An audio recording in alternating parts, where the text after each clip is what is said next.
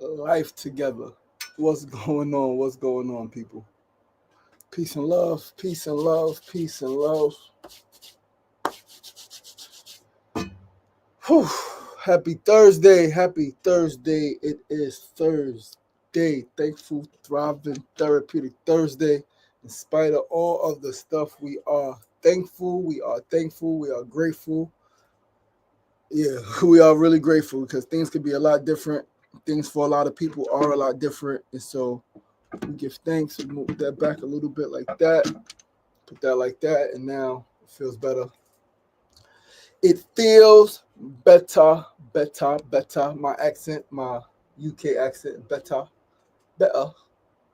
You want a better job? You want a better partner? You want a better food? You want I don't know if that's UK or Asian. Yeah, it's like because I say you want better, like you want puffer rice, beef rice, chifa rice. You want soy sauce, the sauce. What? Chiwi for Yo, what's going on? Good people, happy Thursday. I am doing my best to be in the best moods, man. A lot of stuff happening personally, emotionally, physically, obviously. Life happens, man, and it's frustrating as you know what. But as long as we're here, we have an opportunity, right? Every day that we wake up is an opportunity to make things better with first our intentions, first being grateful for what we have, being grateful for the progress that has been made, right? Because no matter what situation you are in, whether it's a housing situation, whether it's relationship challenges, whether it's parenting challenges, whether it's something physical, every day that you are alive, right, means that time has continued to move forward for you. And that means that you should be able to make things better, right? At least put better intentions out, positive thoughts, positive vibrations. That's the key. Think positive, be optimistic, right? And even when sometimes you get in your feelings and you're not so optimistic and you're not so positive and you're feeling a little crazy and feeling a little hectic and feeling like doing something that you maybe shouldn't do, take a breath. Let the day go, right? Don't react in those emotions and that energy. Let the day go. And then tomorrow you wake up, you feel a little better, and you may have a different approach, right? Also, talk to people, right? A lot of things we deal with, men, women, young, old, we try to deal with it on our own, right? Like you have people who support you, even if you don't know who it is, right? Like, you might not know who supports you until you talk about the thing, right? Don't be afraid to say, yo, I need help. I need help with something deeply personal, right? Involving X, Y, and Z. This social media, you got friends, you got text groups, put it out there and see who responds, see who's able to support you, right? But don't keep things to yourself. Don't try to do it all alone. Community, family is there for a reason, right? We exist as a community for a very specific reason, and that is to hold each other up, which is support each other, right? To help each other be good in every area of our lives. But what's going on, everybody? We are going to start the show soon. Hit the share button. Mona Love, baby girl, what's going on? Happy, thankful, thriving, and therapeutic Thursday. Peace and love. Peace and love, brother Sefu Sankofa. Peace and love. Sister Mecca, peace and love. Thank you for tuning in. Thank you for tagging your peoples. Hit that share button. We're going to share this live for 5 to 10 of your friends who may be interested in tuning in. Hit that share button. Don't keep the content to yourself.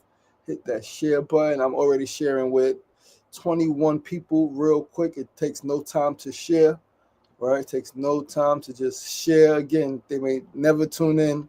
They may never see it. Some people don't check messages until hours later or days later. I understand everybody's not like everybody else on social media, right? And it's all good, but please do share it, though. Share it with a few people and let them decide. Right, let them be on if they could be on. But let's start this show, guys. Once again, I'm your boy, your host, LaShawn Sugar Marston. You are tuned into SRDaily with personality meets enlightenment. This is episode 402. Episode 400 was 2 days ago. This is 402nd episode. We are 98 episodes away from 500. It's a long way to go, but that way goes fast. A couple more months, right? It's about 5 months. Yeah, about 5 months. It's about 20 episodes a month. Yep, because it's about 20 episodes a month. about 5 more months at November 18th, right? That's the date, Mona. That's the date, November 18th. November 18th is our 500th episode. And by the grace of the Most High, we will not have any injuries. We will not have any complications. We will have our live studio audience. And it's going to be a vibe. But let us start the show. We're going to start with our first segment of the day. Today's first segment is a quote of the day. Today's quote on this beautiful Thursday, July 3rd, 2025 is, "People don't care how much you know until they know how much you care." That's the quote. King Dritty, what's going on? My brother iRock, what's going on? Eddie Kruger, what's going on? Champ 1711, Uncle David, what's going on? That is the quote of the day. People don't care how much you know until they know how much you care. So there are people, right? There are adults, men and women, who show up in nonprofit spaces, show up in communities, show up at community centers, show up in the lives of young people, flaunting their knowledge, flaunting their degrees, flaunting their accolades, flaunting what they've done and who they are. And a lot of times they feel disrespected because the young people don't show them any respect, right? They overtalk them. They, they don't really retain information. They don't pay attention, all of the different things.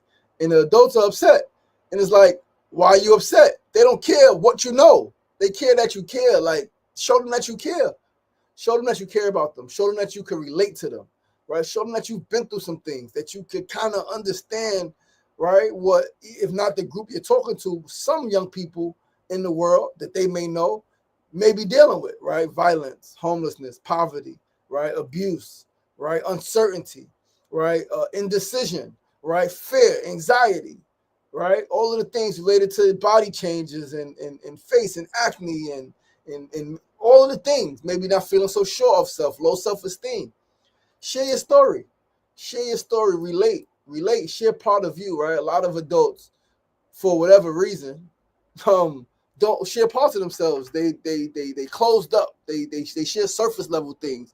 Oh, I'm this or I'm that, or it's like, no, who are you? What made you who you are? What did you go through? What have you endured? What have you overcome? Have you lost a loved one?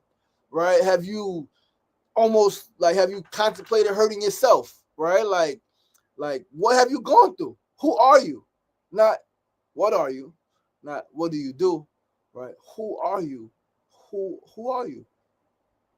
And so focus on that. You want to reach, and it's not just for reaching young people. This is in general, any group you talk to, adults alike. Nobody cares what you know until they know how much you care. And so show up with an open heart. Show up with an open heart, with a pure heart, with an open mind. Open heart, open-mindedness, right? That leads to purity, to Taoism, right? To the Tao, right? That leads to being able to have all things flow to you. When you show up with an open heart, when you show up with an open mind, you'll be surprised who comes to you and what they share because they feel comfortable. I've had people tell me the whole life story in like 30 minutes, right? At an event, like, yo, man, this happened. Like, it happens. Why? Because I show up as an open book. I show up caring. I show up with my heart, right? Like, my heart is in my chest, but it's like you can see it, right? And some will say, oh, that's not a good thing. For who? It's not a good thing for the people who are afraid, right? For the people who are afraid to be vulnerable and think they may get hurt, right? Of course, that's not good for them because they want to protect themselves. And you got to throw away all protection when you show up like that. When you show up with your heart like that, all protection out the window. Your only protection is the fact that if I get hurt, I can get up. If somebody uses something against me, I can bounce back. If somebody, like, whatever the case may be, I'll be okay. That's the protection. Not trying to avoid the connection, not trying to avoid deep connection, but making yourself available to it. And if things backfire, knowing that you ain't dead, right? Somebody could use something against you, but only if you allow it to hurt you. Is it against you? Other than that, they're just using something technically against themselves to show their character. Got nothing to do with you, right? So show that you care in a multitude of ways by listening, by asking questions. And I say first, show that you care by showing that you're willing to be vulnerable. You're willing to be open. You're willing to be transparent. You're willing to talk about things that maybe they didn't ask. Maybe they wasn't expecting. You're willing to go there. I think that's one of the biggest ways you show that you care is by putting yourself out there that then allows other, or give the whoever you're speaking to, whatever group you're communicating with, gives them permission to say, you know what, I can put myself out there too. If such and such could be vulnerable and talk about these things that I'm sure are not easy to talk about, I could be vulnerable and talk about things that's not easy to talk about, right? So yeah, man, like that's the key. Caring is the key, right? Be aware, be compassionate, and show grace. Show grace, right? But let's move right along to our second segment of the day. Janae Lopez, what's going on? What's going on? What's going on? Peace and love. Peace and love. Peace and love, Janae. No, Janae. Janae Lopez, long time no see, my sister. Long time no see. Spread love is the Brooklyn way. I guess. I'm just saying. 400 down, a lifetime to go. Yes, sir. You know the vibes. You know the vibes, my brother. You know the vibes. 400 down, 401 down now. We got a lot more episodes to go, man. We're going to keep this thing rolling, but we're going to move right along to our second segment of the day. Today's second segment always is our need to know news of the day. Today's news is coming from Baltimore. We are going to Baltimore for today's news. I don't know if you guys saw it, but in Baltimore, they have reported the least number, or the fewest number, of murders, homicides in 50 years in this city. That's massive. The fewest number of murders in 50 years. I don't know if you guys remember. I don't know if you guys are aware. But at one point, Baltimore was the murder capital of the country.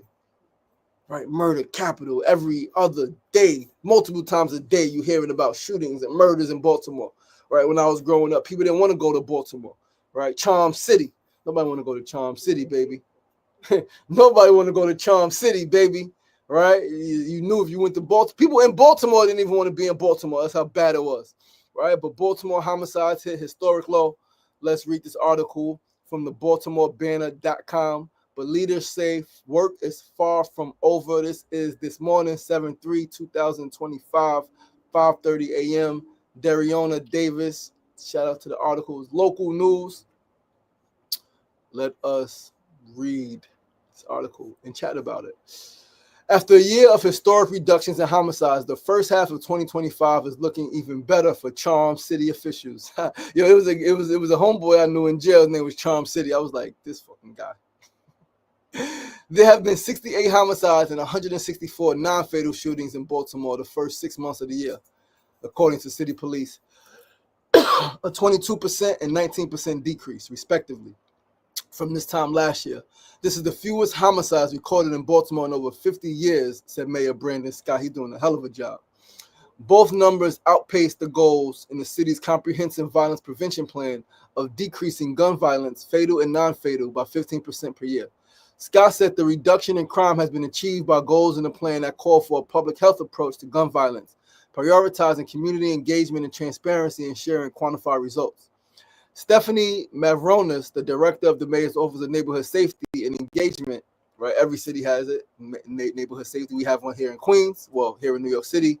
Queens has been working with the MAP program, right? Mayor's Action Plan, and the ONS, Office of Neighborhood Safety and Engagement, which is responsible for implementing the plan, said in a statement that community-based efforts in supporting victims to prevent retaliation and re-victimization has also been effective. This bank, what bank is this? They donated $12.5 million to the Baltimore community. Let's go.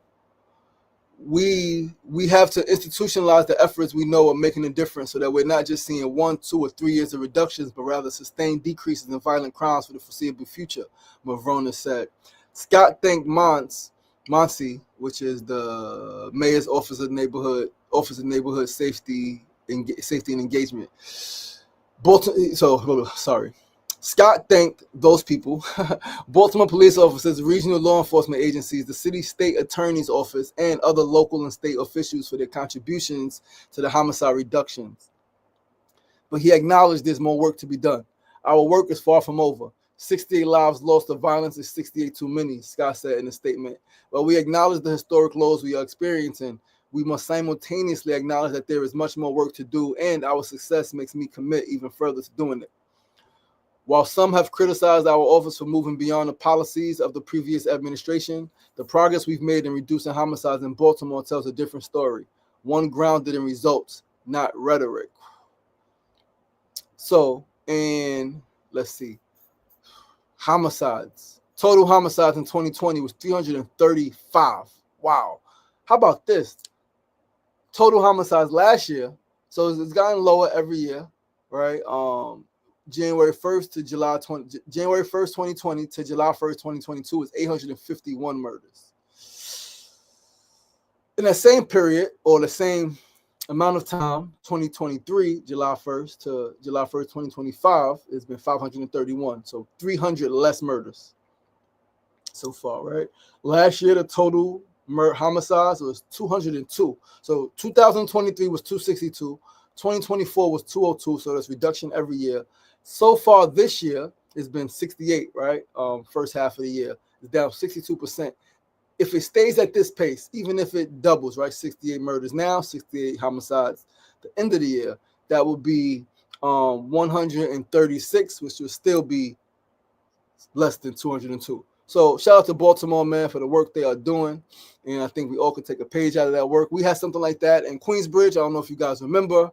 We were doing a lot of action, and we had 0 shootings in Queensbridge for over 365 days. It was about 500-something days without any shootings, right? Fatal or non-fatal in Queensbridge, and that was super dope, super powerful. We was able to make that happen, and that's just through collaboration. That's through being on the ground. We had some, as they call now, credible messengers, people who have been in the streets. Myself, we had Nadi, Kenny Carter with Fathers Alive in the Hood.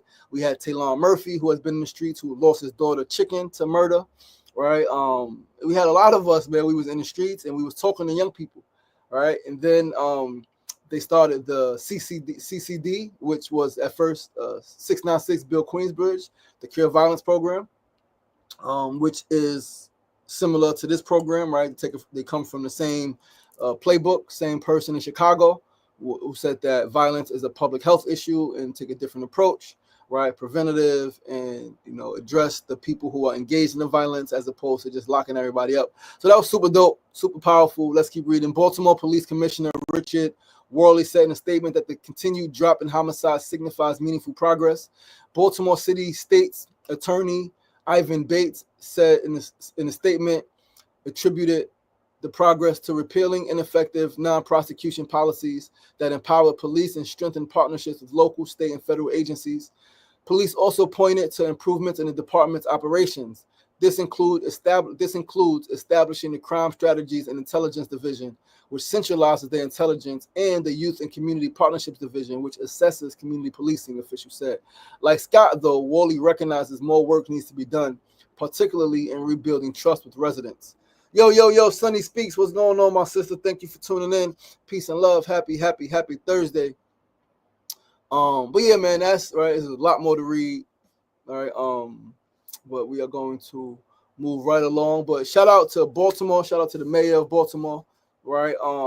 Governor of Baltimore, the governor of Baltimore, governor of Maryland, right? They are working together collectively to address the issue. As I mentioned, Baltimore was once the murder capital. I'm inspired to see the work being done, right? To see the results. I personally love Baltimore, right? Yeah, I love Baltimore. Baltimore's a beautiful city. I love the people in Baltimore. I've met only loyal, super loyal people in Baltimore, like super loyal. Like they do anything for you. All right. But yeah, shout out to the people of Baltimore, man. Let's keep it going. And let us, the rest of the country, take a page out of their book. Right? If they could do it, we could do it. If they could help, or not help, but if they could reduce murders, violence in their city, we could do it around the country. Right? We just gotta, do the thing, man. Like, don't make this thing so complicated. People need resources. People need to have something to believe in, something to look forward to. People have something to look forward to, something to believe in, right? They have people around them who they know care, right? Then it could happen anywhere. But let's move right along to our third segment of the day. Today's third segment is the tip of the day. And this is a tip specifically for my brothers. This is a tip for men. Listen, brothers, call out the abusers and pedophiles in your circle. Call them out. Address them. Don't be afraid. right? Somebody mentioned recently, they was like, you've been online, you've probably seen some of the podcasts and just read some of the stuff that people talk about online. They say, oh, women are exaggerating. But so many women are complaining about being abused, being raped, right? Being sexually assaulted, right? There are women saying that their children are being watched and stalked and approached by grown men, right? And their children and young daughters, right? 13, 14, 15-year-olds being approached by young men, by grown men, especially if they are developing at a young age, right? Their body's developing, the older men are looking, right? So a man will say, oh, she's going to be bad when she get older. She's going to be bad when she get older. Now, mind you, I'm always going to be honest and transparent. Before coming into this consciousness, I've said that in my youth, right? Like in my youth, though, not as a 20-something, 30-something-year-old man. I said that when I was 19 about a 15-year-old, right? Still wrong, definitely. But like, it's the condition in the hood. It's not okay, though, right? Just because it's conditioning and just because a lot of people do it is not okay. She's going to be bad when she get older. She's going to have a fatty when she get older. It's like, whoa, it means you looking at her butt now. And truth be told, a lot of grown men will sleep with underage girls. I mean, a lot of men do it already, right? A lot of men already sleep with underage girls, and they blame the girls. The society blame the girls for being quote unquote fast, and not the men for being exploitative, whatever the word is, right? Exploiting a young girl. Who may want attention, right? Because maybe her dad's not there, or maybe like her dad is there and she's just rebelling or just doing what her friends are doing, whatever the case may be. These guys know, right? She can be bad when she get older. Most men, if it wasn't the possibility, if it wasn't a threat of going to jail, they would absolutely sleep with underage girls. More men, right? Shit is terrible, right? But yeah, man, like call them out. Like we have them in our circles. We have them. Like I address it all the time now. Again, not always, right? When I was younger, I didn't because I was part of the problem. I'm always going to be honest in that. But as we grow, we evolve, and like we gotta call it out, man. Like it's not enough to be like, oh, I don't hit my girl. I don't hit women. But your friend is beating the shit out of his girl. Like that's insane. Say something. Do something, right? Like fucking insane. Your friend, your bro, your homie is beating the shit out of his girl, is abusing the fuck out of girls in the neighborhood, and you ain't saying nothing because you don't hit women. But you are complicit. You are complicit in women being abused and women being hit. And I'm telling you, like, call them out, say something, do something, because number one is the right thing to do as a man, right? If you don't, then maybe you're not a man, maybe you're just a boy in an adult male body, right? But even more so, if you don't, eventually you can't complain then when your daughter is being violated, when your sister's being violated, when your mother is being violated, right? When you have a daughter and she's 12 and, her body is starting to develop and the older guys looking at her saying, oh yeah, I'll bust that ass. You gonna do something then, right? Do something when it's the other girls, right? Like, I get it. Everybody got their own parents, but we know everybody don't got their own parents, and everybody's parents ain't doing the right thing. And so, if you care, like, be communal. Somebody said it's not enough to be the father of your own children; you must also be the father of the neighborhood, and that's a fact. That's a fact. It's not enough to just be like, I'm raising my children. No, how are you raising the other children in your neighborhood? And you raise them, yes, not by like feeding them all the time and being there. Like, no, you raise them by setting an example. This is how men treat women in the neighborhood. This is how men behave in community, right? Like, don't look at young girls, right? Clearly, people have eyes, so a young girl walks by, you see it, but to comment on it, to dwell on it, to think on it, to ponder it, right? It's like, okay, it's evident that the girl is developing. Why are you talking about it? Why are you talking about it, and why are you staring, right? Like, come on, let's freaking do better, man. So that's a tip for men. Call out the abusers and pedophiles in your circle, right? Say something, do something, address them. Talk to other friends about it. Like, yo, such and such, yo, man, I was with such and such yesterday, and he said something fun. I don't know what to do, but we got to address it. Like, talk to the other friends, figure it out, freaking congregate, right? But you got to do something. Let's move right along to our fourth and final segment of the day. I remember when it was Be More Careful. Yo, Be More Careful was real, right? Absolutely. But let's move right along. Our fourth and final segment, guys. Today's fourth segment, the build of the day. Today's build is on the universe giving us signs. The universe is always going to give us signs. Always, always, always. The universe is going to give us signs. Like this freaking sprained ankle. Yeah, it's insane. It's insane. I really, really, really jacked myself up. Sign like awareness, right? I was in my emotions. I was in my head. Not paying attention. Crossing the street, right? Fell over the thing. Jacked up. All right. But yeah, the universe is always giving us signs, man. And again, this sprained ankle, it could mean many things. It could be many things. We had a trip planned. We had this planned, that planned, and plans change. Excuse me. It definitely means something, though, right? Obviously, I'm not exactly sure what it means. We don't always have the answers like directly, immediately. But I think if we meditate, right, if we ask the questions, we could get a glimpse of what it may be. Again, it may be that Mona and I aren't supposed to take that trip, or wasn't supposed to take the trip, right? When we're supposed to take it, supposed to go upstate yesterday. Maybe it's like, all right, don't go up then, go up a few days later, right? Maybe it's like, don't go up at all. I don't know. It's something to explore. It's always something to explore, but understand that nothing happens just because. Nothing, especially things like this, they don't happen just because. The universe is perfect. Everything that happens, it has a meaning to it. There's a purpose in it if you can find it. Right? Everything's connected. One thing is connected to the next thing, right? Like, because now I'm thinking, what if we didn't have plans to go upstate? Would this still have happened? Maybe not, right? Because maybe time would have been different. I would have, instead of being on a bus, right, at the time I was on a bus, I would have been on a bus at a different time, right? Who knows? Who knows? Who knows? Who knows? None of us really, really, really know. But again, it's always a reason. Always connected. There's always a purpose, and it's up to us to find it, to explore, to investigate, right? Everything is connected to something else, and like it's up to you, baby. It's up to you, man. Like dig in, right? Look around, explore, see why this thing is happening, right? You lost your job at a time when you needed to pay rent. Why? Maybe you're not supposed to be in that apartment no more, right? Like this person didn't show up when they said they would, and they normally do. Why? Maybe you were supposed to go to that place. Right? Maybe like it's always something. It's always something. There's always a reason. There's always a reason behind what happened and the things that don't happen. For example, I remember a couple years back here with my children, and I was supposed to go somewhere. I forgot where I was supposed to go. I was supposed to go somewhere.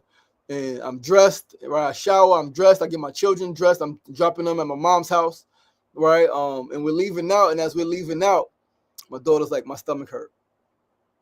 And I'm like, okay, like, come on, I gotta use the bathroom. Okay, so let her use the bathroom. Papa, my stomach hurt. I don't want to go to grandma's house. Whoa, Usha, I got something to do. Like, you gotta go to grandma's house, right? Like, now my son is looking forward to going to grandma's house. He loves being over there, but Usha is not feeling it. Like, no, Papa, my stomach, I want to stay home. Put my head down. I'm just like, really? Really? My son is upset because he really was planning on going out, right? I'm a little frustrated because, like, I had plans, I had people I was meeting, right? And it didn't work out, right? I ended up staying home because I paid attention to the sign. Okay, my daughter is saying her stomach hurts, right? Does her stomach really hurt? She's not feeling well, or is she making it up? Either way, it's something for me to check, right? Okay, what am I going to do? What am I going to do? What am I going to do? Is it that important, right? And eventually, clearly, stay home, take clothes off, we lay down, watch a movie, have some snacks. And ultimately, right, I was frustrated. People were frustrated. I didn't show up. But ultimately, I was peaceful, and I was at peace home with my babies, right? And I don't know. Anything could happen. Could have went outside, got freaking hit by a car. Right? Could have got into some drama being out, right? This is when I was still drinking, right? Like a million different things could have happened. But I paid attention to the sign, and this is showing me something. All right, let me just stay home then. Right? Like, don't be afraid to cancel plans when a signal, a sign, right, shows itself to you, man. But listen, guys, that is our show for today. Thank you guys so much for tuning in. Do you want a sponsor? I don't even know who that is. Is this a spam person? I don't know who that is. Yeah, I don't think Sis Mecca tagged that person. That's a spam person. Jahanara Katan. Yeah, I don't know. Yo, listen, America's favorite couple, go vote, go vote, go vote. We're gonna be posting it more and more and more and more and more and more and more. Mona and I are nominated for America's favorite couple. She put the link in the chat. Hit that link, and vote for us. It takes less than 30 seconds, man. Hit that link, vote for us, vote every day for us. Help us become America's favorite couple. We know that we are your favorite couple, right? So make us America's favorite couple. We win 20K. We do some things for the neighborhood. And it's all love, man. But listen, guys, we're going to wrap this thing up. I love you guys. I appreciate you guys. Peter Jablin, good morning, my brother. Good morning. Peace and love, peace and love, peace and love. Listen, please do join us right back here tomorrow. Same place, same time. I'm your boy, your host, LaShawn Sugar Marshall. This is SR Daily. This is episode 402. SR Daily is where personality meets enlightenment. We are here Monday through Friday, 9 a.m. to 9:30 a.m. Join us tomorrow as we close out week 81 with episode 403, Friday, July 4th. Today's the 4th. Tomorrow's the 4th of July, 2025. Join us tomorrow for the show. Remember, it ain't getting knocked down. That's the problem. It's staying down. So get up. The power is in you. As always, be kind to yourself, be kind to each other. Peace and love.